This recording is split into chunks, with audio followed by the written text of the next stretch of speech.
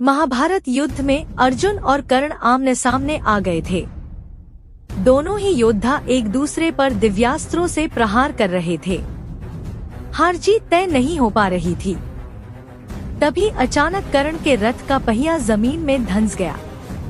जमीन में धंसे पहिए को निकालने के लिए कर्ण रथ से नीचे उतरा और अपने धनुष बाण रखकर पहिया निकालने लगा।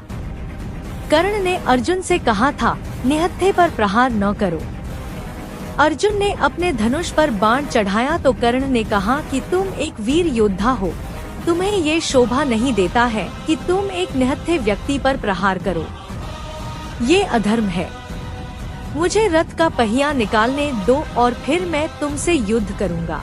कर्ण की बातें सुनकर श्री कृष्ण बोले कि जब कोई अधर्मी व्यक्ति परेशानियों में उलझता है, जब वह संकट का सामना करता है, तब उसे धर्म की याद आती है।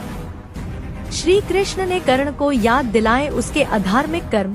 श्री कृष्ण ने कर्ण से कहा कि जब युद्ध क्रीड़ा में कपट हो रहा था और जब द्रौपदी का भरी सभा में चीर हरण हो रहा था, उस समय तुमने धर्म का नहीं अधर्म का साथ दिया था। वनवास के बाद भी तुम्हारे मित्र दुर्योधन ने पांडवों को उनका राज्य नहीं लौटाया, तब भी तुम चुप रहे। युद्ध में मात्र 16 साल के अकेले अभिमन्यु को कई योद्धाओं ने घेरकर मार दिया। ये भी अधर्म था। उस समय तुम्हारा धर्म कहाँ था? कर्ण ये बातें सुनकर निराश हो चुका था। श्री कृष्ण ने अर्जुन से कहा कि तुम मत रुको और कर्ण का वध करो। कर्ण को धर्म की बात करने का अधिकार ही नहीं है। इसने हमेशा अधर्म का ही साथ दिया है। अर्जुन ने तुरंत ही कृष्ण की बात मानकर बाण छोड़ दिया और बाण कर्ण को लगा। इसके बाद कर्ण के अंतिम समय में श्री कृष्ण ने उसकी दान वीरता की प्रशंसा भी की। श्री कृष्ण की सीख। इस प्रसंग में श्री कृष्ण ने हमें ये समझाया है कि कोई भी व्यक्ति अधर्म करते समय सही गलत पर विचार नहीं करता है।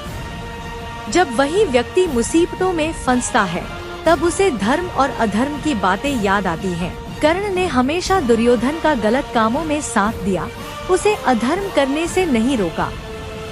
इसी वजह से उसका धार्मिक आचरण भी महत्वहीन हो गया।